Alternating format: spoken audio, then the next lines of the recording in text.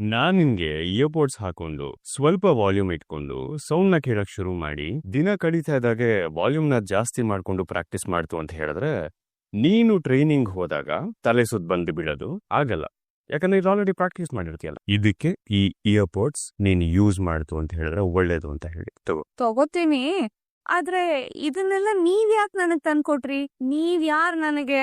ಅದೇ ಹಳೆ ಪ್ಯಾಟರ್ನ್ ನ ಬಿಟ್ಟು ಏನಾದ್ರು ಹೊಸದಾಗಿ ಯೋಚನೆ ಮಾಡು. ಹೊಸದಾಗಿ ನೋಡು, ಇದನ್ನ ನಾನ್ ನಿನಗೆ ತಗೊಂಬಂದ್ ಕೊಡ್ತಿರೋದು ನಿನಗೆ ನಾನ್ ಮಾಡ್ತಿರೋ ಉಪಕಾರ ಆಗಿರ್ಬೋದು, ಹೆಲ್ಪ್ ಆಗಿರ್ಬೋದು, ಅಥವಾ ಅಯ್ಯೋ ಪಾಪ ಭೂಮಿ ಟ್ರೈನಿಂಗ್ ಹೋಗ್ತಿಯಾಳೆ ಅಂತ ಅವಳಿಗೆ ಇಯರ್ಫೋನ್ ಕೊಡ್ತಿರೋದಾಗಿರ್ಬೋದು ಅಲ್ಲ. ಅರ್ಥ ಆಯ್ತಾ? ನೀ ಪೊಲೀಸ್ ಟ್ರೈನಿಂಗ್ ಹೋಗಿ ಅಲ್ಲಿ ಗನ್ ಸೌಂಡ್ ಆಗಿ ನೀನ್ ತಲೆ ತಿರುಗಿ ಬಿದ್ದು ನೀನು ಪೊಲೀಸ್ ಕಾನ್ಸ್ಟೇಬಲ್ ಆಗಿ ಸೆಲೆಕ್ಟ್ ಆಗದೆ ಮತ್ತೆ ವಾಪಸ್ ಇಲ್ಲಿಗೆ ಬಂತು ಅಂತ ಹೇಳಿದ್ರೆ ನಿನ್ನ ಹಳೆ ಮುಖ, ಈ ಭೂಮಿ 2.0 ಮುಖ, ಇದನ್ನೆಲ್ಲ ನೋಡ್ಕೊಂಡು ಈ ರೂಮಲ್ಲಿ ಇತ್ತು ಅಂತ ಹೇಳಿದ್ರೆ ನನ್ನ ಜೀವನದ ಅತಿ ದೊಡ್ಡ ಘೋರ ದುರಂತ ಆಗ್ಬಿಡತ್ತೆ. ಅದಕ್ಕೆ ನಾನು ಇದನ್ನ ನೀನು ಕೊಡ್ತಾ ಇದೀನಿ. ಇಯರ್ಪಾಡ್ಸ್ ತಗೋ, ನಂಗೆ ನೆಮ್ಮದಿ ಕೊಡು. ಇಯರ್ಪಾಡ್ಸ್ ತಗೋ, ನಂಗೆ ನೆಮ್ಮದಿ ಕೊಡು. ನಂಗೆ ನೆಮ್ಮದಿ ಕೊಡು. ನನಗೂ ನೆಮ್ಮದಿ ಬೇಕು. ನಿಮ್ಮಿಂದ ನನ್ಗೆ ಮುಕ್ತಾಯ ಬೇಕು. ನೋಡಿ, ಈ ಇಯರ್ಪಾಡ್ಸ್ ಯಾಕೆ ಇಸ್ಕೊಂಡ್ರೆ ಗೊತ್ತಾ? ನಿಮ್ ಮುಖ ನನಗ್ ನೋಡಕ್ ಇಷ್ಟ ಇಲ್ಲ. ಅದಕ್ಕೆ ಶೂಟಿಂಗ್ ಅಲ್ಲಿ ನಾನ್ ಪಾಸ್ ಆಗೇ ಆಗ್ತೀನಿ. ನಿಮ್ಮಿಂದ ಮುಕ್ತಾಯ ಸಿಗೋದಕ್ಕೆ ಬರೀ ಗನ್ ಸೌಂಡ್ ಅಷ್ಟೇ ಅಲ್ಲ, ಬಾಂಬ್ ನ ಕಿವಿ ಒಳಗಡೆ ಹಾಕಿದ್ರು ನಾನು ಪಾಸ್ ಆಗ್ತೀನಿ.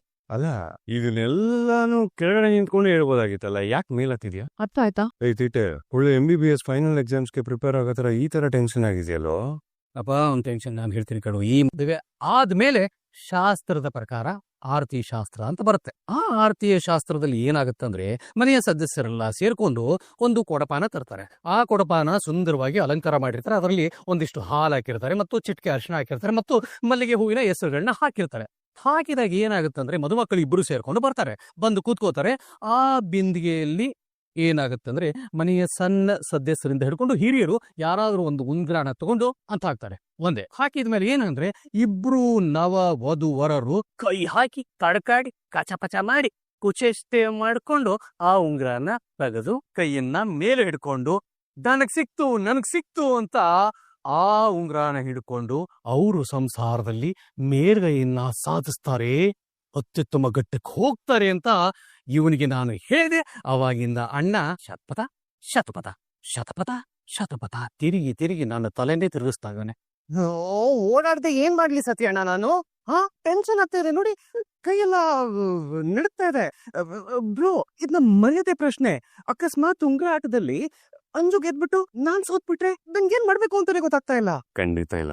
ನಾನ್ ಹೆಚ್ಚು ನೀನ್ ಹೆಚ್ಚು ಅಂತ ನಾವು ರಿಲೇಶನ್ಶಿಪ್ ನ ನೋಡಬಾರ್ದು. ಒಬ್ರಿಗೊಬ್ರು ಮ್ಯೂಚುವಲ್ ಆಗಿ ರೆಸ್ಪೆಕ್ಟ್ ಮಾಡ್ಬೇಕು, ಒಬ್ರನ್ನೊಬ್ರು ಅರ್ಥ ಮಾಡ್ಕೋಬೇಕು. ರಿಲೇಶನ್ಶಿಪ್ ಅನ್ನೋದು ಕಾಂಪಿಟೇಷನ್ ಅಲ್ಲ ಕಣೋ, ಕಂಪ್ಯಾನಿಯನ್ಶಿಪ್. ಜೀವನ ಇಷ್ಟು ದಿನ ನೀನ್ ಒಬ್ರು ಪಾಯಿಂಟ್ ಆಫ್ ವ್ಯೂ ಅಲ್ಲಿ ನೋಡ್ತಾ ಇದ್ದ, ಆದ್ರೆ ಇನ್ಮೇಲೆ ನಿನ್ಗೆ ಕಂಪ್ಯಾನಿಯನ್ ಬರ್ತದೆ ಅಂದ್ರೆ ನೀನು ಅಂಜು ಪಾಯಿಂಟ್ ಆಫ್ ವ್ಯೂ ಕೂಡ ಯೋಚನೆ ಮಾಡ್ಬೇಕು. ಇಬ್ರು ಸೇರಿ ಲೈಫ್ ಅಲ್ಲಿ ಹೆಜ್ಜೆ ಹಾಕಕ್ ಶುರು ಮಾಡಿದ್ರೆ ಲೈಫ್ ಇಸ್ ಬ್ಯೂಟಿಫುಲ್ ಮಗ. ಸೀರಿಯಸ್ಲಿ, ಸಂಸಾರಸ್ಥನ ಅನುಭವದ ಮಾತುಗಳು ತಾವು ಪಾಲಿಸಬೇಕು. ಹೌದು, ನೀವ್ ಮದ್ವೆ ಆದಾಗ ನಿಮ್ಗೂ ಉಂಗ್ರ ಶಾಸ್ತ್ರ ಮಾಡಿಸಿರ್ತಾರೆ ತಾನೆ?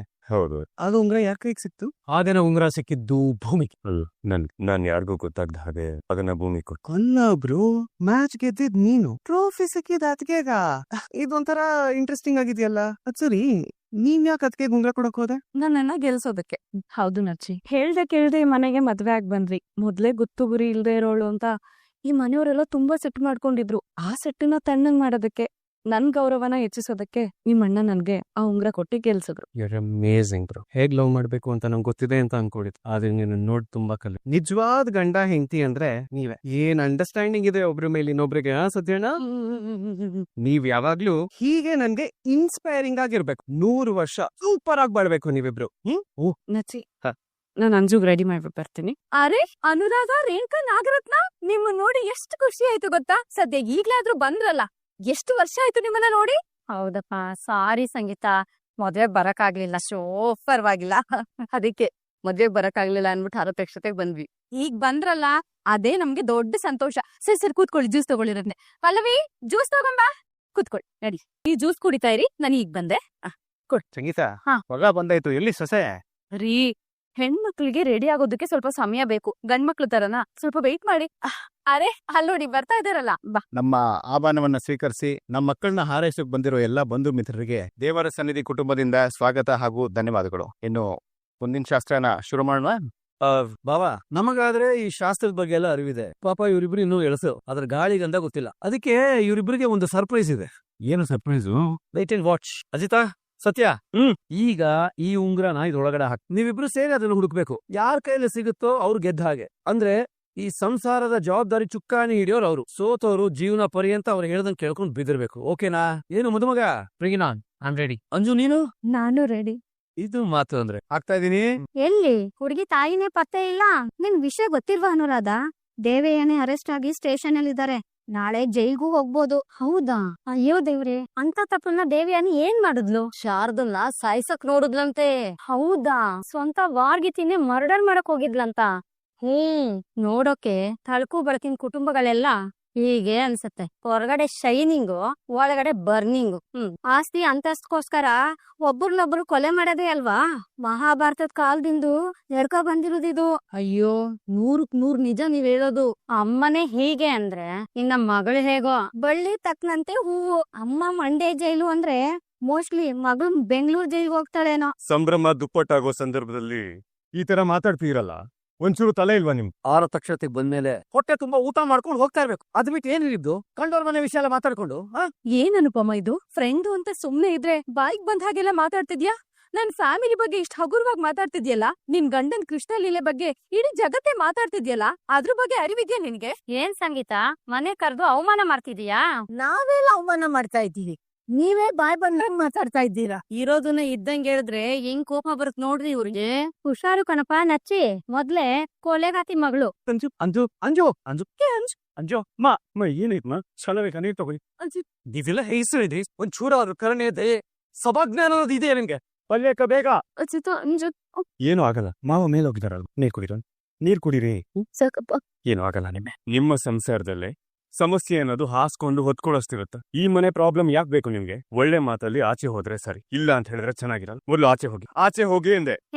ನಡೀರೆ. ಅಂಜು ಅಂಜು ಅಂಜು ಅಂಜು ಇಡೀ ಅಂತ ಬಾಗ್ಲು ತೆಗಿ. Anju, open the door. ಅಲ್ಲ ಬಾಗಿಲು ತೆಗಿಗಲ್ದ? ಬಿಡಿ ಬಾಗಿಲು ತೆಗಿ. ಅಂಜು ಅಂಜು ಅಂಜು ಬಾಗಿಲು ತೆಗಿಗಲ್ದ? ಅಂಜು ಅಂಜು ಏನೇ ಇದ್ರು ಕೂತ್ ಮಾತಾಡೋಣ. ಮೊದ್ಲು ಭಾಗ ತೆಗಿ. ಮಾತಾಡೋಕೆ ಏನ್ ಉಳ್ದಿದೆ? ಅವ್ರು ಉಗ್ದಿದ್ ಕೇಳಿಸ್ಲಿಲ್ವಾ ನಿಮ್ಗೆ? ಸ್ವೀಟಿ, ಜನ ಇರೋದೇ ಹಾಗೆ. ಒಳ್ಳೇದಾದ್ರೂ ಮಾತಾಡ್ತಾರೆ, ಕೆಟ್ಟದಾದ್ರೂ ಮಾತಾಡ್ತಾರೆ. ತಲೆ ಕೆಡ್ಸ್ಕೋಬಾರ್ದು. ಅಂಜು ಡೋರ್ ತೆಗಿ. ಅಂಜು ಅಂಜು ಅಂಜು ಜನನ್ ಮಾತ್ ಕೇಳ ತಲೆ ಕೆಡ್ಸ್ಕೊಂಡ್ ಕೂರಕ್ ಆಗತ್ತಾ? ನಾವ್ ಬಾಳ್ವೆ ಮಾಡಕ್ ಆಗತ್ತಾ? ದಯವಿಟ್ಟು ಬಾಗ ತೆಗಿ ಅಂಜು. ಕಂದ, ಅವರೆಲ್ಲ ಬಂದ್ರು ಅಂದ್ರು ಹೋದ್ರು, ಅಷ್ಟಕ್ಕೆ ಅದನ್ನೆಲ್ಲ ಮರ್ತು ಬಿಡ್ಬೇಕು ಕಂದ. ಬಾಗಿಲು ತೆಗಿ. ಅಂಜು ಇಲ್ಲ ದೊಡ್ಡಪ್ಪ, ಇದಿನ್ನು ಬಿಗ್ನಿಂಗ್ ಅಷ್ಟೇ. ಹೋಗ್ತಾ ಹೋಗ್ತಾ ಜನ ಇನ್ನು ಜಾಸ್ತಿ ಮಾತಾಡ್ತಾರೆ. ಇವನೇ ನೋಡಿ ಕೊಲೆಗಡಿಗೆ ಮಗಳು ಅಂತಾರೆ. ಅಮ್ಮನೇ ಹಿಂಗೆ ಆದ್ರೆ ಇನ್ ಮಗಳು ಹೀಗೆ ಅಂತ ಮಾತಾಡ್ಕೊಳ್ತಾರೆ. ನಂಗ್ ಟಾರ್ಚರ್ ಮಾಡ್ತಾರೆ. ನಂಗ್ ಅನಿಸ್ತಾ ಇದೆ ಅವ್ರ ಲಾಸಸೆ ಹುಟ್ಟಿಲ್ ಯಾಕಾದ್ರೂ ಹುಟ್ಟಿದ್ನು ಅಂತ. ಅಂಜು ಹಾಗೆಲ್ಲ ಅನ್ಕೋಬೇಡ, ಏನು ಆಗಿಲ್ಲ. ಬಾಗು ತೆಗಿ ಮೊದ್ಲು. ಇಲ್ಲ ಅಕ್ಕ, ಶುಗರ್ ಕೋಟ್ ಮಾಡೋದ್ರಿಂದ ಪಾಯ್ಸನ್ ಯಾವತ್ತೂ ಸ್ವೀಟ್ ಆಗಲ್ಲ. ನನ್ ಹಣೆ ಬರನೇ ಸರಿ ಇಲ್ಲ. ಸಣ್ಣ ವಯಸ್ಸಲ್ಲೇ ನನ್ ತಂದೆನ ಕಳ್ಕೊಂಡೆ. ಈಗ ಮಾನ ಮರ್ಯಾದೆ ಕಳ್ಕೊಂಡ್ ಬದುಕ್ತಾ ಇದೀನಿ. ತರ ಹೊತ್ಕೋಕ್ಕಿಂತ ಸಾಯೋದೇ ಮೇಲು. ಅಂಜು ಅಂಜು ಅಂಜು ಒಂದ್ ನಿಮಿಷ. ಒಳಗಡೆಯಿಂದ ಏನು ರೆಸ್ಪಾನ್ಸ್ ಬರ್ತಾ ಇಲ್ಲ ಮಾವ. ಅಯ್ಯೋ, ಕ್ಷಮ, ಅವಳು ಮೊದ್ಲೇ ಡಿಪ್ರೆಷನ್ ಇದ್ದಾರೆ. ಏನಾದ್ರೂ ಹೆಚ್ಚು ಕಡಿಮೆ ಮಾಡ್ಕೊಂಡು ಕಷ್ಟ. ಬಾಗಿಲು ಹೊಡಿಬೇಕು. ಅಜ್ಜು, ತಲೆಗಿನ ಕೆಟ್ಟಿದ್ಯಾ ನಿಂಗೆ? ನೀನು ಕೂಡ ನಿಮ್ಮ ಅಪ್ಪನ ದಾರಿನ ಹಿಡಿತಿದ್ಯಾ? ನಿಮ್ಮ ಅಮ್ಮನ ನಾವೇನು ಉತ್ತರ ಕೊಡೋದು? ಇರೋದು ಒಂದೇ ದಾರಿ. ದೇವಿ ಅನಿಯಮ್ಮಂಗೆ ಬೇಲ್ ಕೊಡ್ಸಿ ಅವನಿಗೆ ವಾಪಸ್ ಕರ್ಕೊಂಡ್ಬರ್ತೆ. ದುಡ್ಡು ಸಾಹೇಬ್ರೆ, ನಿಜಕ್ಕೂ ಶಾರದಮ್ಮನ್ ವಿಷಯದಲ್ಲಿ ದೇವಿ ಅನಿಯಮ್ಮ ತಪ್ಪು ಮಾಡಿದ್ದೆ ಆದ್ರೆ ಕೋರ್ಟ್ ಅವ್ರಿಗೆ ಶಿಕ್ಷೆ ಕೊಡುತ್ತೆ.